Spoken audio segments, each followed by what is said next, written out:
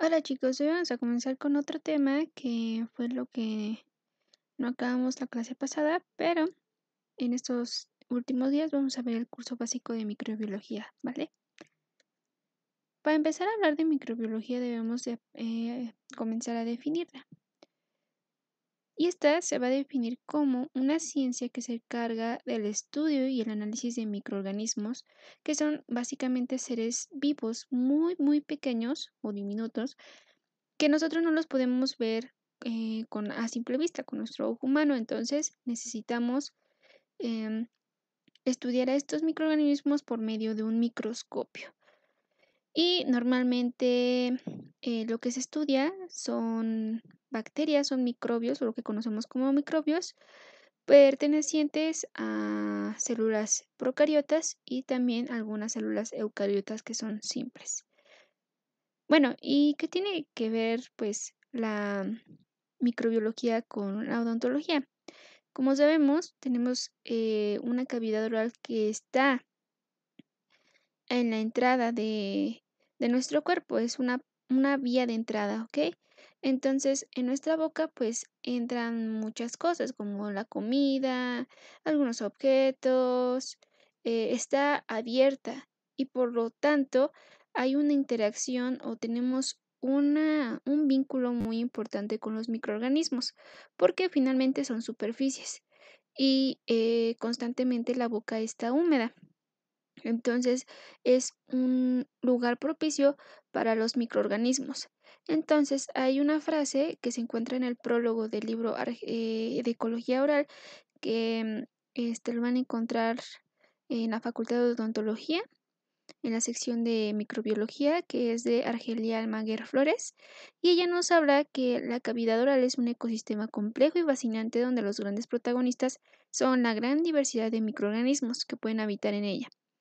Una boca sana es el resultado del perfecto equilibrio de todos los componentes anatómicos, dientes, tejidos, fisiológicos, pues cómo funciona. Fisiológicos hace referencia a cómo funciona la saliva, cómo son los mecanismos de acción de algunas enzimas que están dentro de nuestra boca. Biológicos, pues todo lo que tiene vida, como por ejemplo nuestras células tienen vida, los microorganismos, las bacterias, los hongos, los virus y los no biológicos, que los podemos pues definir como las estructuras duras, los dientes. Los dientes pues no son un ser vivo, son seres, más bien no son seres, son órganos que están mineralizados. Y recuerdan que los minerales son parte de una vida inorgánica, o sea, son minerales. Ok, y bueno, a partir de que se comenzaron a ver pues que había bacterias y que había seres diminutos, pues no lo dieron a conocer en la antigüedad, como ahorita lo conocemos nosotros, que su estructura y qué hacen y qué enfermedades provocan. Pero se empezó de lo más mínimo, siempre de la curiosidad, siempre de, por ejemplo, de un experimento fallido, pero siempre, todo lo que sabemos hasta ahora nace de la curiosidad de las personas a saber qué es lo que hay detrás de lo conocido. Entonces, Anton van Leeuwenhoek es considerado el padre de la microbiología, ya que en 1966 realiza las primeras observaciones de bacterias y otros microorganismos, a los cuales él les llamó animáculos. ¿Cómo los observó? Pues él se construyó unos lentes simples como un lente de lupa y los pulió, los ensambló en un pedazo de cuero y los llamó microscopios sin saber que era un microscopio. Recordemos que Anton van Leeuwenhoek es más atrás que a quien inventó finalmente el microscopio, ¿vale? Pero ¿qué hizo Anton van Leeuwenhoek? Bueno, nosotros normalmente, por ejemplo, cuando nos levantamos y un día anterior en la noche no nos lavamos los dientes, amanecemos con algo que se llama materia alba o que lo conocemos como masilla y es una textura como, pues sí, como de masa que se encuentra en nuestros dientes. Toda esa masa no es que sea comida, es básicamente bacterias que se organizaron y que crearon una colonia y que albergan nuestros dientes, porque dentro de la cavidad oral va a haber muchos nutrientes para ellos, porque pues comemos, ingerimos carbohidratos, la saliva también es una sustancia que propicia a la colonización de bacterias. Entonces, dejando de detrás esto, lo que hizo Anton van Leeuwenhoek es quitarse con el dedo la masilla que tenía en los dientes y comenzó a observar con sus microscopios, con sus lentes que él fabricó. Y bueno, esto nos da a entender dos cosas. Que él no se lavaba los dientes porque era una época en donde recuerden que la higiene dental no existía, o sí, sí existía, pero era como muy vana para las personas europeas. En Europa, básicamente, porque si recordamos aquí en México, pues ya tenían unos avances increíbles en odontología. Me parece que igual aquí en México ya se practicaban en la prehistoria, en la época de los mexicas, de los mayas, las endodoncias y sin tener un nivel o un conocimiento científico de qué era eso. Bueno, pues aquí no, porque en Europa pues se quitaban la masilla de sus dientes, no se los lavaban y él observó su masilla blanca y comenzó a ver estos animáculos que eran pues pequeños microorganismos que se movían. Pues sí, porque las bacterias tienen estructuras que los hacen ser móviles. ¿Ok? Y también recuerden que durante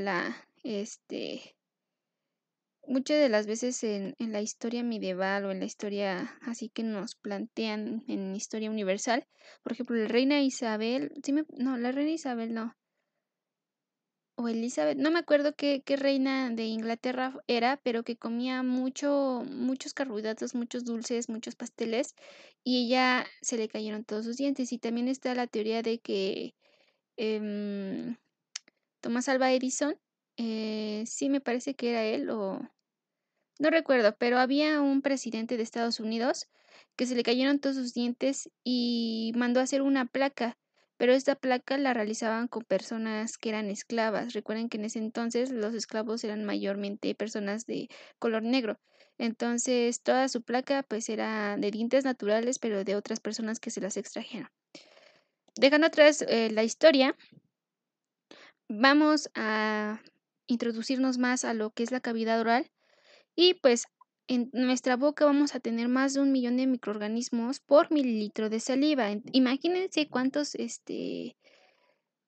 mililitros de saliva tenemos en nuestra boca. Son muchísimos. Nosotros no nos damos cuenta porque constantemente no la estamos tragando, pero sí producimos bastante saliva. Entonces, imagínense más de 1 millón de microorganismos en 1 mililitro de saliva. Y bueno, en nuestra cavidad oral va a haber microorganismos como bacterias y hongos que se van a depositar en los tejidos duros y también en los blandos para formar la biopelícula oral. La biopelícula oral es muy importante, porque esta, como les mencionaba, va a ser como una una barrera que va a colocarse sobre los dientes, pero esta biopelícula oral va a estar constituida de microorganismos, de colonias de bacterias. Y es muy importante, pues, hablar de bacterias, hablar de microorganismos, porque chéquense esto, hay más de 700 especies de bacterias, o sea, imagínense cuántas especies son más aparte la subdivisión de todas esas especies que se encuentran en la cavidad oral. Sin embargo, estas siempre van a estar en simbiosis. ¿Qué es la simbiosis? Pues es como un equilibrio del ecosistema. Recuerden que en la naturaleza siempre ha existido una simbiosis en el que un microorganismo o un organismo ayuda a otro. En este caso, las bacterias, hay bacterias que son benéficas para nosotros y nosotros pues también los ayudamos dándoles un ecosistema para vivir. Cuando están en simbiosis, hay una correlación de ellos en un equilibrio, es decir, es sano. Siempre va a haber bacterias, siempre, no hay un estado en el que nosotros desde que nacemos no vayamos a tener bacterias, siempre las vamos a tener, pero estas comienzan a generar daño o comienzan a ser patogénicas cuando hay un desequilibrio. ¿Cuándo puede comenzar este desequilibrio? Pues por el aumento de nuestra dieta rica en carbohidratos. Son de esas personas que comen muchísimo azúcares, comienza a haber caries, comienza a haber gingivitis, la biopelícula oral no es removida, y eso puede provocar gingivitis a la larga. Y después periodontitis, que es enfermedad periodontal, es como si estuviéramos hablando de la enfermedad terminal de nuestras encías. ¿Por qué? Porque todas las bacterias se introducen dentro de la encía y comienzan a degradar, por así verlo, o como un ejemplo muy burdo, como a destruir nuestra cavidad oral, y es por eso que a las personas se le caen los dientes. Pero de por sí siempre en la naturaleza vamos a tener una simbiosis con las bacterias y también con otros organismos. Por ejemplo, la simbiosis no solamente habla de nuestra boca, también hay simbiosis, por ejemplo, en el mar, cuando los tiburones necesitan de sus rémoras, que son animales que les van a quitar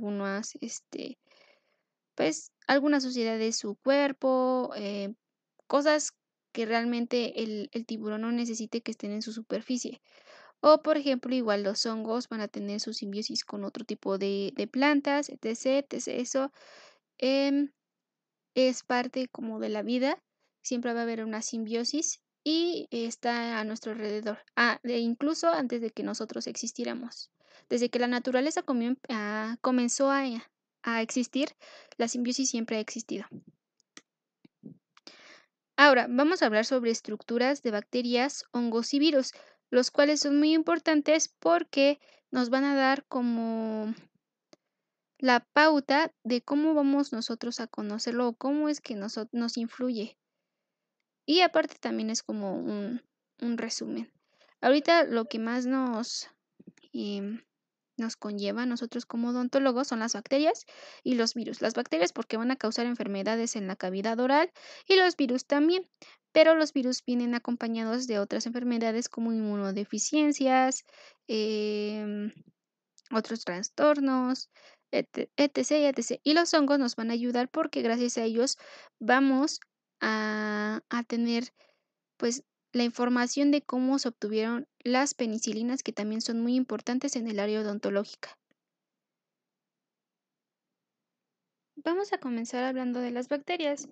Las bacterias van a ser microorganismos unicelulares que se van a reproducir por fisión binaria. Ahorita voy a presentarles un video de cómo se realiza la fisión binaria, pero es básicamente como en todo, como siempre se nos ha presentado, cuando las dos bacterias comienzan a separarse.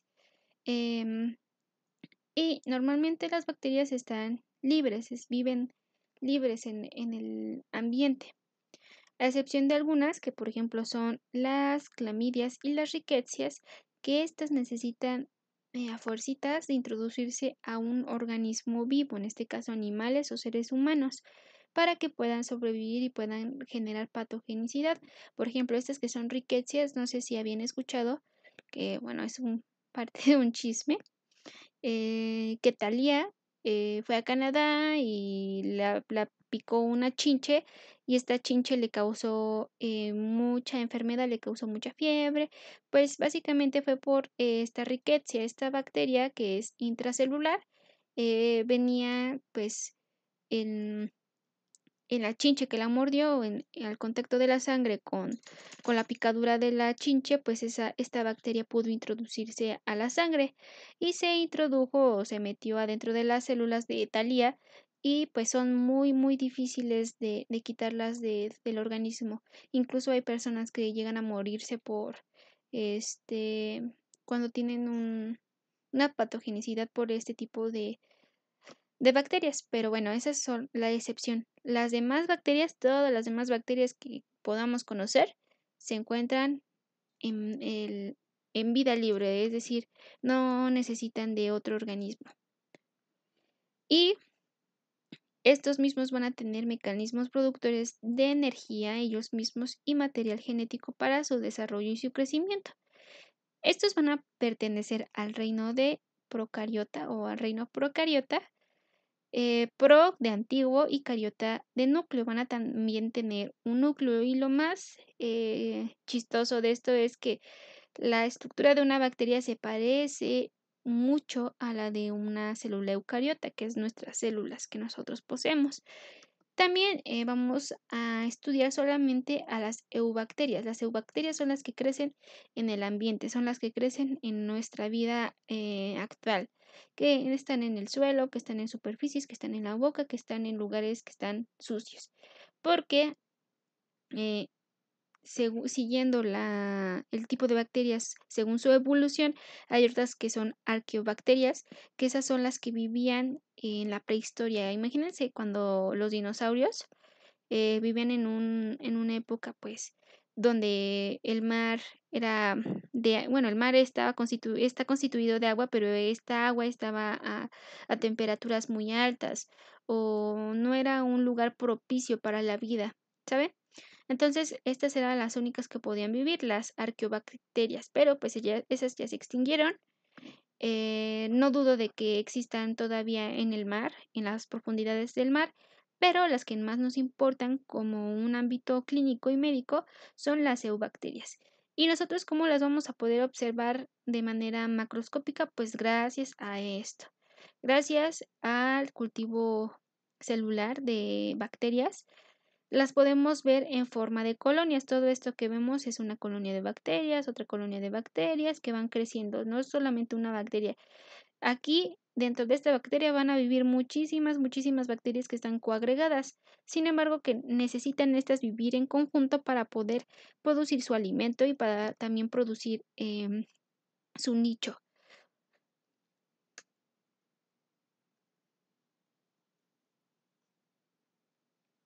Y vamos a ver el video de fisión binaria, que era lo que les comentaba de cómo es que se reproducen las bacterias. Comenzamos a ver una bacteria que se comienza a dividir ella sola.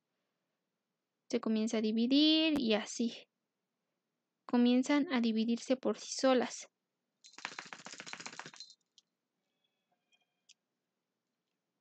Ignoren eso, es mi perrita que se está moviendo. Y así comienzan a reproducirse y a reproducirse y a reproducirse, que a diferencia de la mitosis, que es por cómo nuestras células se reproducen, que es la mitosis, en este caso de la mitosis, la célula tiene que crecer, hacer sus organelos a un lado y comenzar a formar un ecuador y todo eso de la mitosis. Es la diferencia de las bacterias. Estas comienzan a reproducirse así por sí solas. Son asexuales, por así decirlo. Y bueno, antes de hablar de otras cosas sobre bacterias, tenemos que diferenciar a una célula eucariota, que son nuestras células, de una célula procariota. La célula eucariota va a tener una membrana, al igual que la procariota, pero la diferencia va a ser que en la membrana de la célula eucariota va a estar constituida de lípidos, es decir, de grasa, de colesterol. Es lo que conocemos como la bicapa lipídica, porque son dos capas. Una parte tiene antipática y otra es, bueno, una es hidrofóbica y otra es hidrofílica. La parte de en medio es la hidrofóbica, me parece. Y la célula procariota va a tener una membrana de peptidoglucano, que son nada más y nada menos que polímeros. ¿Ok? Y este peptidoglucano le va a dar a todas las células protección. Y esto lo vamos a ver también más adelante en las células, las bacterias gram positivas y gram negativas, cómo se diferencian gracias y solamente por este detalle, por el peptidoglucano o glicano. En la célula eucariota vamos a tener organelos. Los organelos recuerden que van a ser pues el aparato de Golgi, el aparato de Golgi, el retículo endoplasmático liso, rugoso, los ribosomas, las vacuolas, los centriolos, el citoesqueleto, todo eso. A diferencia que la célula procariota no va a tener. Lo que llega a tener algunas bacterias son ribosomas. ¿Por qué? Porque las dos van a tener DNA. Los dos van a tener su material genético. El DNA de la célula eucariota lo vamos a tener compactado en cromosomas y el DNA de la célula procariota va a estar disperso en el citoplasma y va a tener una forma circular. Ahora, la forma en la que se reproducen, como les mencionaba, van a reproducirse las células eucariotas por medio de la mitosis y las células procariotas por medio de fusión binaria, que es cuando comienzan a dividirse las bacterias por sí solas. Las células eucariotas no van a tener flagelos y la célula procariota sí. ¿Para qué quiere la célula procariota o una bacteria tener flagelos? Pues estos flagelos van a ser como pequeñas colitas que tienen las bacterias que les permiten la movilidad en el organismo o en el suelo o en la superficie en la que estén. Y otra diferencia es que las células eucariotas tienen un gran tamaño, son muy grandes, y las células procariotas tienen un tamaño más reducido. Y ahora vamos a verlo esquemáticamente. Esta es una bacteria, es una esquematización de una célula eucariota que va a tener su cápsula, una pared celular, la cual va a estar constituida pues de peptidoglucano, una membrana celular, el DNA que está disperso, este no está dentro de un núcleo, tienen lo que se le llaman pelos o pilis, un nucleoide que hay veces en que lo describen así, pero recuerden que el material genético siempre va a estar disperso en el citoplasma. Algunos plásmidos, mesosomas, ribosomas, el citoplasma y el flagelo, que es la colita que les mencionaba que les da movilidad a las bacterias. Ahora, una célula eucariota pues va a tener muchísimo más estructura, un núcleo, poros, una membrana nuclear y todo el material genético va a estar dentro de este núcleo en forma de cromosoma. Lisosomas, que recuerden que son muy importantes en las células que realizan fagocitosis, vacuolas, centriolos, que son importantes al momento de la mitosis. Las mitocondrias que le van a dar oxígeno y también energía a la célula. Recuerden, si se acuerdan lo del ciclo de Krebs, pues todo aquí se realiza en la mitocondria. La membrana, las fibras intermedias, retículo endoplasmático liso, ribosomas, el rugoso y el aparato de Golgi. Y todo un citoesqueleto que lo va a tener como, va a ser como una esponjita o como una gelatina que lo va a retener todos estos organelos. Y ahora vamos a hablar del tamaño. Hay bacterias que pueden llegar a medir desde 0.5 a 3 micrones o micras, que una micra es la milésima parte de un milímetro. Y pueden llegar algunas a ser muy grandes y hasta medir 10 micras.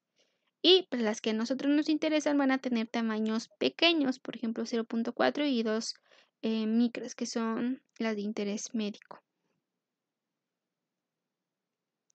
Y ahora, las bacterias no se pueden observar por medio de así de a simple vista, se tienen que observar a través de microscopía electrónica y a un nivel macro lo podemos observar, como se les mencionaba, por medio de cultivos celulares, que es nada más y nada menos que inocular una bacteria para que comience a colonizar la superficie, porque nosotros le vamos a proporcionar un ecosistema, un lugar donde pueda vivir. Y bueno, las bacterias se van a clasificar o van a determinarse también por su morfología y por la rigidez de su pared celular. Vamos a encontrar tres tipos de formas de bacterias: cocos, bacilos y espiroquetas, las cuales pueden cambiar de forma según la agrupación de estas tres. Por ejemplo, si son cocos que son dos cocos, se van a llamar diplococos, o estos van a estar en racimo, en una forma de racimo de uvas. En tetrada, que van a ser 4 cocos, bacilos con bordes, etc. Y de cierta manera la forma de las bacterias nos habla de su patogenicidad o de la agresividad de este tipo de bacterias.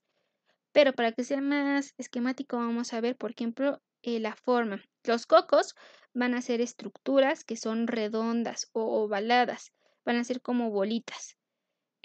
Los diplococos pues va a ser la unión de dos cocos. Los que van a estar en cadenas los vamos a llamar estreptococos.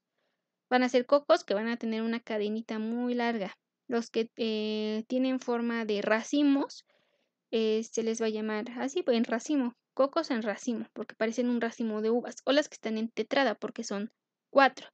Ahora, los bacilos van a ser bacterias que van a tener una forma más o menos ovalada y alargada y estas igual pueden formar bacilos con bordes redondos, bacilos con bordes rectos, con bordes fusiformes o cocobacilos, que es cuando se une un coco con un bacilo.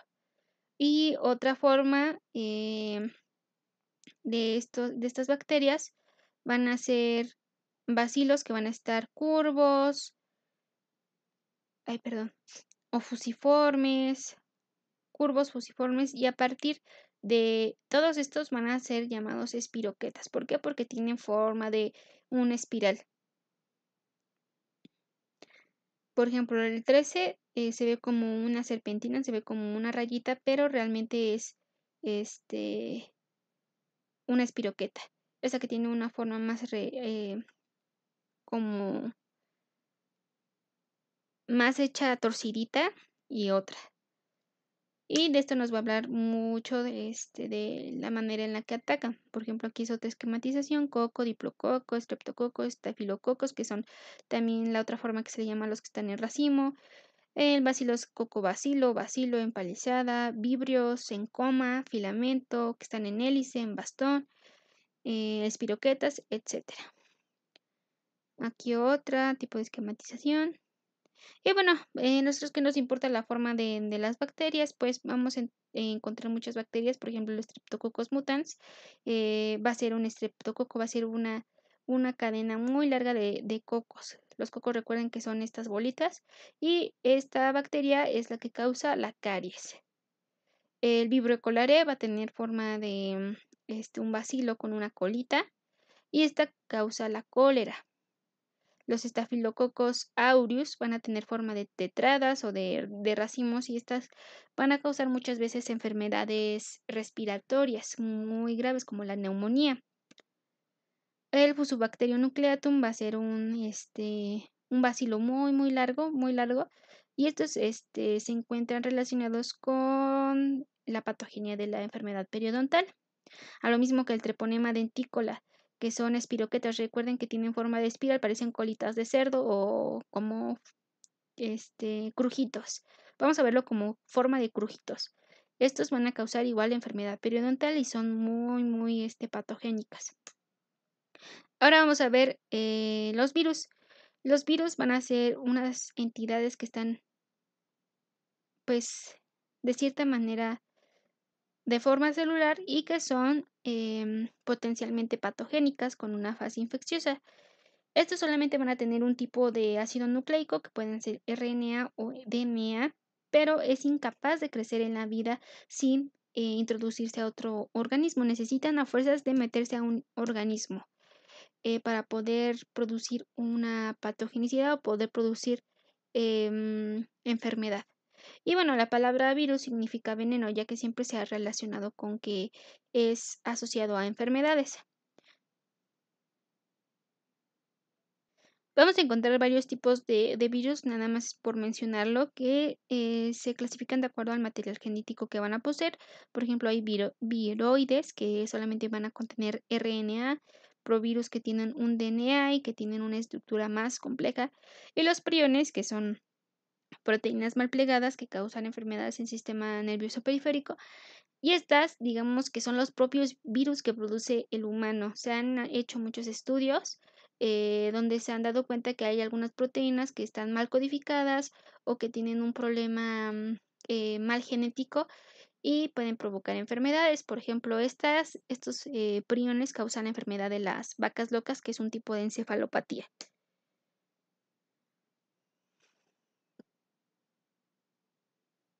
Y bueno, aquí podemos ver la estructura. Un virus, pues es la clásica forma de un virus que tenemos. El prión, pues recuerden que las proteínas van a tener estructuras arquitectónicas según su plegamiento, y dependiendo si esta está mal plegada, pues se le va a llamar prión. Y ahora un viroide, que va a ser una estructura de RNA circular simple, o sea, no va a tener esta forma, que también es virulento. Y bueno, se van a diferenciar también en tamaño. Hay bastantes variedades de tamaño, pero no es muy conveniente ahorita que hablemos de esto.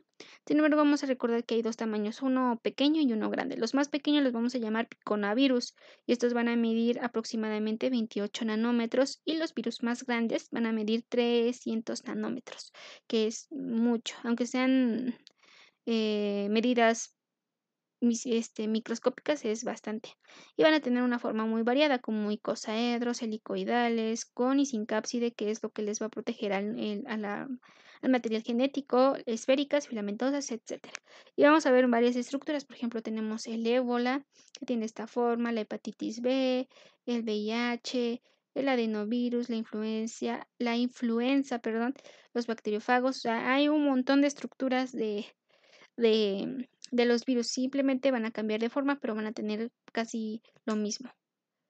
Y vamos a encontrar también que hay dos tipos de virus, según su material genético, cómo se protege a su material genético. Los virus desnudos van a tener a su material genético en su citoplasma, pero los va a proteger algo que se llama cápside.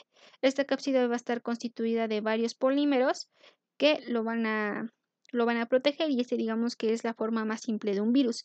Y el virus con envoltura, aparte de que tiene la cápside, los protege otra envoltura.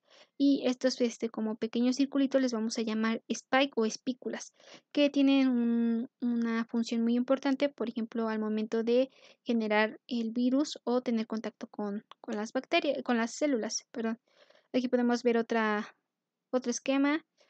Tienen proteínas, tienen el RNA viral, la matriz, una membrana lipídica y pues estos básicamente los virus, su mecanismo de acción o su mecanismo de replicación lo que hacen es introducirse al cuerpo, introducirse a la célula, comenzar a infectarla y una vez que está dentro de la célula, el RNA comienza a viajar en el citoplasma hasta llegar al núcleo. Se introduce al núcleo y recuerden que en el núcleo salen todas las cadenas de DNA, o sea, cambia todo el DNA de las células para que la transcripción y la producción de proteínas cambie. Y al momento de que esta producción de proteínas ya tengan el material genético del virus, sean virulentas, es decir, proporcionen enfermedad. Y por ejemplo, la más ahorita reconocida, pues es dentro de los virus es el SARS-CoV-2, que como vimos es un virus envuelto que contiene su envoltura proteica, el RNA enrollado, tiene las proteínas S o spike que tienen em, una función muy importante para que el virus pueda entrar a una célula humana y la proteína E que ayuda a infectar a otras células. Aparte de que infecta a una célula, va a infectar a muchísimas otras células a la vez. Y ahora vamos a hablar de los hongos. Los hongos pues no son ni plantas ni animales, pero son seres vivos que están en la naturaleza y que pertenecen al reino fungi. Esos van a crecer en la tierra y a pesar de que sus estructuras pues a simple vista son como muy alejadas a las de nosotros, van a tener filogenéticamente una, una relación con nosotros. Vamos a encontrar muchísimas formas porque pues se encuentran en la naturaleza. La naturaleza los proporciona porque ellos necesitan de una morfología y de una estructura para poder defenderse de otros microorganismos como las bacterias. Siempre ha habido una guerra constante entre bacterias y hongos. ¿Y cómo contrarrestan los hongos a las bacterias? Bueno, produciendo esporas con sustancias químicas, a lo cual le llamamos antibióticos. Y la importancia de los antibióticos es que, por ejemplo, en odontología los vamos a utilizar mucho para evitar infecciones o cuando un paciente llegue con una infección. Por lo que hace estas sustancias químicas es destruir a la bacteria por medio de sustancias que degradan su pared de peptidoglucano, que lo vamos a ver más adelante en la clase de gram positivas y gram negativas. Espero que les sirva de mucho, chicos. Traté de hacerlo lo más corto posible y nos vemos el día martes, ¿ok? Que tengan bonito fin de semana.